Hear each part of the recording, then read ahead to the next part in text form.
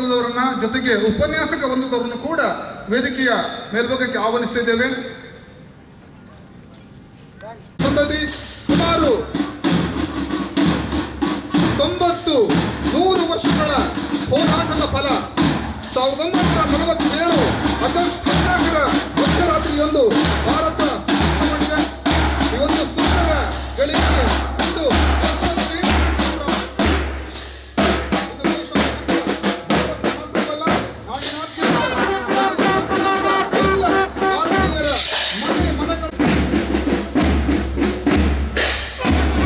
ಭಾರತದ ಸ್ವಾತಂತ್ರ್ಯಕ್ಕಾಗಿ ಎಲ್ಲ ಉಪನ್ಯಾಸಕ ವೃಂದವನ್ನು ಕೂಡ ವೇದಿಕೆಗೆ ಬರಮಾಡಿಕೊಂಡಿದ್ದೇನೆ. ಉಪನ್ಯಾಸಕ ವೃಂದದವರು ಕೂಡ ವೇದಿಕೆಗೆ ಬರಬೇಕು.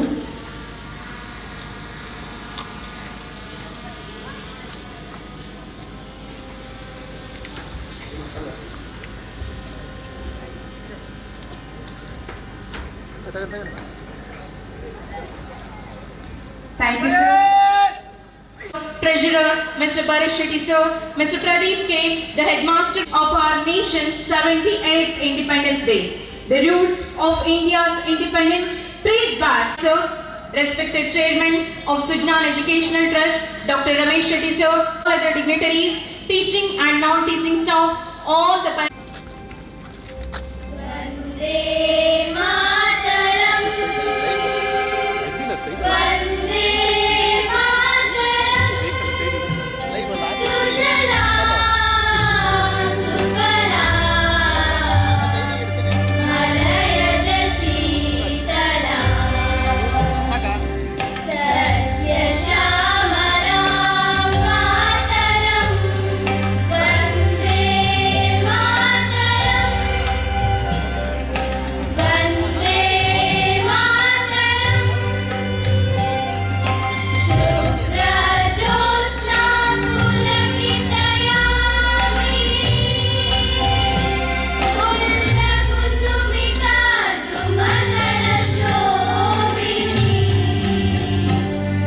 Suhasini Shubhadura Bhashini Sukadam Varadam Mataram. Vande Mataram. Vande Mataram. Vande Mataram. Parade! Vishamala! national flag is our pride. It unites nation and connects fellow Indians.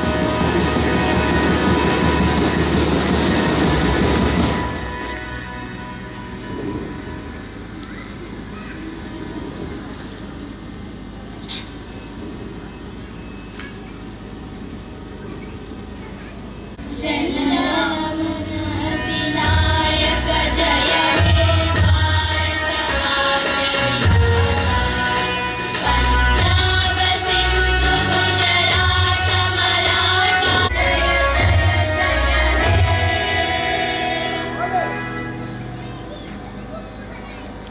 And loyalty to the nation. Students, kindly wave the flag given to you to the tunes of the flag, tunes of the song.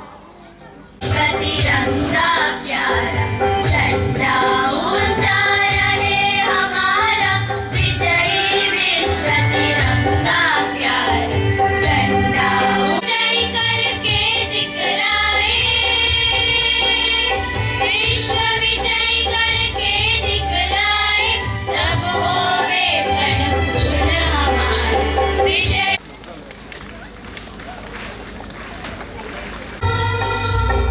Bharat माँ की जय जय बोलो झंडा मेरे प्राण से प्यारा विजयी विश्व तिरंगा प्यारा झंडा ऊंचा रहे हमारा झंडा ऊंचा रहे हमारा झंडा ऊंचा रहे हमारा. Second place in drawing competition. Sannidhi from class 4. शक्ति सरसाने वाला प्रेम सुधा बरसाने वाला वीरों को हर्ष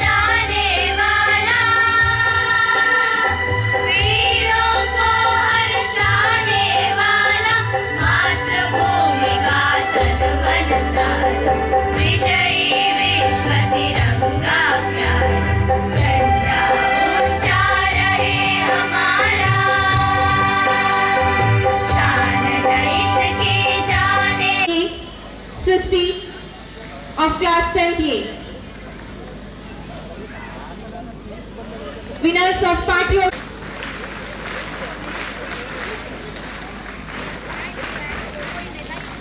Winners of allocation competition. First place goes to Sanaya from class 3. Sanika from class 78. Srishti from class 78. Winners of allocation competition. Sanaya from class goes to Shahid from class 4. Shahid.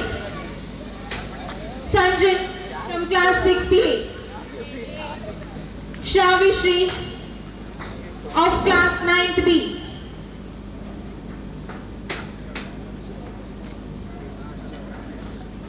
Second place winners, Chansi from class 5th B, Sharadi from class 8B.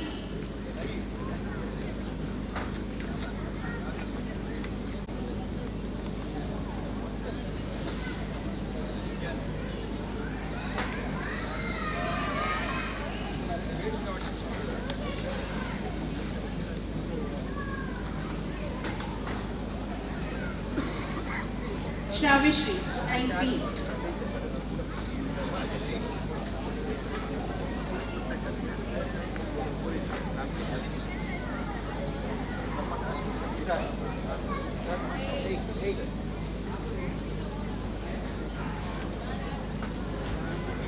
Chansi of class 5B secured second place in patriotic singing.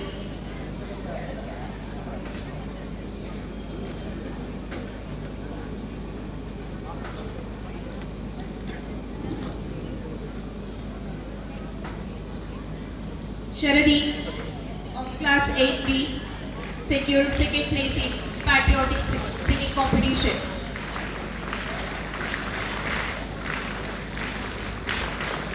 R.V. Raj of class 2nd secured first place in allocation competition.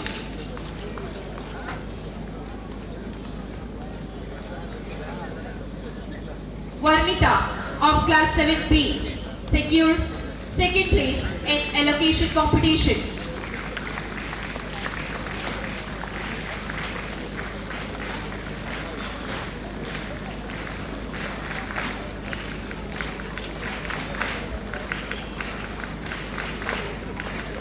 Congratulations. ಜ್ಞಾನದ ಕಳಶವಾದರು. LDMC course ಮುಗಿಸಿದ ಬಳಿಕ ಸ್ವಲ್ಪ ಕಾಲ ಪ್ರೌಢಶಾಲೆಯ ಅಧ್ಯಾಪಕರಾಗಿ ಮಕ್ಕಳ ಮನದಲ್ಲಿ ನಲುವಿನ ಕಲಿಕೆಯ ದೀವಿಗೆ ಹತ್ತಿದವರು. ಆ ಬಳಿಕ ಆಡಿಟರ್ ಜನರಲ್ ಆಫ್ ಇಂಡಿಯಾದಲ್ಲಿ ಆಡಿಟ್ ಅಸಿಸ್ಟೆಂಟ್ ಆಗಿ ಕಾರ್ಯನಿರ್ವಹಿಸಿದರು. 1968ರಲ್ಲಿ ಭಾರತದ ವಾಯುಸೇನೆಗೆ ಸೇರಿ ಭಾರತದಾದ್ಯಂತ ವಿವಿಧ ಮತ್ತು ಕಾರ್ಗಿಲ್ ಯುದ್ಧದ ಸಂದರ್ಭದಲ್ಲಿ ತಾವು ವಾಯುಸೇನೆಯಲ್ಲಿ ಕಾರ್ಯನಿರ್ವಹಿಸುತ್ತಾ ದೇಶ ಸೇವೆಯಲ್ಲಿ ಸನ್ಮಾನ ಹೆಮ್ಮೆಯ ಮತ್ತು ತ್ಯಾಗದಿಂದ ಬಂದರು. ವಾಯುಸೇನೆಯ ಮುಖ್ಯಸ್ಥರ ಸಲಹೆಗಾರರಾಗಿ ಕರ್ತವ್ಯ ನಿರ್ವಹಿಸಿರುವುದು ನಿಮ್ಮ ಕಾರ್ಯದಕ್ಷತೆಗೆ ಹಿಡಿದ ಕನ್ನಡಿ. ನಿಮ್ಮ ನಿವೃತ್ತಿಯ ಬಳಿಕ ಪುತ್ತೂರಿನಲ್ಲಿ ಎಲ್ಲರಿಗೂ ಹಾರ್ದಿಕ ಅಭಿನಂದನೆಗಳನ್ನು ನಾನು ತಿಳಿಸೋದಕ್ಕೆ ಇಷ್ಟಪಡ್ತಾ ಇದ್ದೇನೆ. ಅದೇ ರೀತಿಯಲ್ಲಿ ಇವತ್ತು ನನ್ನನ್ನು ಇಲ್ಲಿಗೆ ಆಮಂತ್ರಿಸಿ ಇಷ್ಟೊಂದು ಭವ್ಯವಾದ ಸುಂದರವಾದಂತಹ ಈ ವಾತಾವರಣವನ್ನು ಕಲ್ಪಿಸಿ ಆ ವಾತಾವರಣದಲ್ಲಿ ನಿಮ್ಮೆಲ್ಲರ ಮುಂದೆ ನನ್ನನ್ನು ಆಮಂತ್ರಿಸಿದ್ದೀರಿ, ನನ್ನನ್ನು ಸನ್ಮಾನಿಸಿದ್ದೀರಿ. ಆದ್ದರಿಂದ ಅದಕ್ಕೋಸ್ಕರ ಅದನ್ನು ಆಯೋಜನೆ ಮಾಡಿದಂಥ ಶ್ರೀ ರಮೇಶ್ ಶೆಟ್ಟರು ಮತ್ತು ಅವರ ಎಲ್ಲ ಸಿಬ್ಬಂದಿ ವರ್ಗದವರು ಎಲ್ಲರಿಗೂ ನನ್ನ ಕೃತಜ್ಞತೆಗಳನ್ನು ಅರ್ಪಿಸ್ತಾ ಇದ್ದೇನೆ ಮತ್ತು ಎಲ್ಲರಿಗೂ ನನ್ನ ಅಭಿನಂದನೆಗಳನ್ನು ಸಲ್ಲಿಸ್ತಾ ಇದ್ದೇನೆ. ನಿಮಗೆಲ್ಲರಿಗೂ ಗೊತ್ತಿರೋ ಹಾಗೆ ನಾವು ಸ್ವಾತಂತ್ರ್ಯ ದಿನಾಚರಣೆಯನ್ನು ಯಾಕೆ ಮಾಡ್ತೇವೆ ಅನ್ನುವಂತಹದ್ದು ಬಹಳ ಅವಶ್ಯಕವಾದಂಥ ಒಂದು ವಿಚಾರ. 1947ರಲ್ಲಿ ನಮಗೆ ಸ್ವಾತಂತ್ರ್ಯ ಸಿಕ್ಕಿತ್ತು. ಆದರೆ ಅದರ ಹಿಂದೆ ನೀವು ಹೋಗ್ತಾ ಹೋದರೆ ಎಷ್ಟೋ ಸಮಯಗಳಿಂದ ಭಾರತದಲ್ಲಿ ಸ್ವಾತಂತ್ರ್ಯ ಇಲ್ಲದೆ ನಾವು ಬ್ರಿಟಿಷರ ಮತ್ತು ಅದಕ್ಕಿಂತಲೂ ಮೊದಲು ಭಾರತದೊಳಗೆ ಬಂದಂತಹ ಇಸ್ಲಾಮಿಕ್ ಆಕ್ರಮಣಕಾರಿಗಳ ಗುಲಾಮರಾಗಿ ನಮ್ಮ ಸ್ವಾತಂತ್ರ್ಯವನ್ನು ಕಳ್ಕೊಂಡಿದ್ದೆವು. ಈ ಸ್ವಾತಂತ್ರ್ಯವನ್ನು ನಾವು ಗಳಿಸಿದ್ದು ಸ್ವಾತಂತ್ರ್ಯ ಸಂಗ್ರಾಮದಲ್ಲಿ ಗಳಿಸುವಾಗ ಜನರನ್ನು ಹುರಿದುಂಬಿಸಿ ಜನರನ್ನು ಅವರವರ ಮನೆಗಳಿಂದ ಹೊರಗೆ ತಂದು ಆಗ ಯಾವ ಬ್ರಿಟಿಷರು ನಮ್ಮ ದೇಶದಲ್ಲಿ ನಮ್ಮನ್ನು ಆಳ್ತಾ ಇದ್ರೋ ಅವರ ವಿರುದ್ಧ ಸಂಗ್ರಾಮವನ್ನು ನಡೆಸಿದಂತಹ ಎಲ್ಲ ಧುರೀಣರನ್ನು ಆ ಸಂದರ್ಭದಲ್ಲಿ ತಮ್ಮ ಪ್ರಾಣವನ್ನು ಕಳ್ಕೊಂಡವರು, ತಮ್ಮ ಮನೆಮಾರುಗಳನ್ನು ಕಳ್ಕೊಂಡವರು, ಅನೇಕ ಕಷ್ಟ ನಷ್ಟಗಳನ್ನು ಅನುಭವಿಸಿದಂತಹ ಎಲ್ಲ ಸ್ವಾತಂತ್ರ್ಯ ಸೇನಾನಿಗಳನ್ನು ನಾವು ಇವತ್ತು ಸ್ಮರಿಸಬೇಕು. ಮತ್ತು ಅವರು ನಮಗೆ ಒಂದು 3 ಸ್ಲೋಗನ್ಗಳನ್ನು ಕೊಟ್ಟಿದ್ದರು, ಘೋಷಣೆಗಳನ್ನು ಆ ದಿವಸಗಳಲ್ಲಿ. ಆ 3 ಘೋಷಣೆಗಳ ಮೂಲಕ ಜನರನ್ನು ಪ್ರೋತ್ಸಾಹಿಸಿ, ಹುರಿದುಂಬಿಸಿ, ಅವರನ್ನು ಸ್ವಾತಂತ್ರ್ಯ ಸಂಗ್ರಾಮಕ್ಕೆ ಕಣದಲ್ಲಿ ಧುಮುಕಿಸುವಂತೆ ಪ್ರೇರೇಪಣೆಯನ್ನು ಮಾಡಿದರು.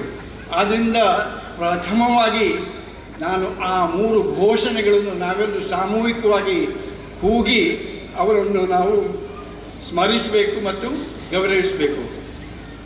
ಆ ಘೋಷಣೆಗಳು ಏನು ಅಂತ ನಾನು ಯಾರನ್ನಾದರೂ ಕೇಳಿದರೆ ನಿಮಗೆ ನೆನಪಾಗ್ತದಾ? 3 ಘೋಷಣೆಗಳು ಭಾಳಷ್ಟು ಇಂಪಾರ್ಟೆಂಟ್. ಅದರ ಒಟ್ಟಿಗೆ ಕೆಲವು ದೊಡ್ಡ ದೊಡ್ಡ ಮಹನೀಯರು ಕೂಡ ಸೇರಿಕೊಂಡಿದ್ದಾರೆ. ಇರಲಿ, ನಾನೇ ಹೇಳ್ತೇನೆ, ನಾನು ಆ ಘೋಷಣೆಗಳನ್ನು ಕೂಗ್ತೇನೆ, ಆವಾಗ ನೀವು ಅದನ್ನು ಮತ್ತೆ ರಿಪೀಟ್ ಮಾಡಬೇಕು. ಮೊದಲನೇ ಘೋಷಣೆ ಯಾವುದು? ಒಂದೇ, ಜೋರಾಗಿ ಹೇಳಿ, ಒಂದೇ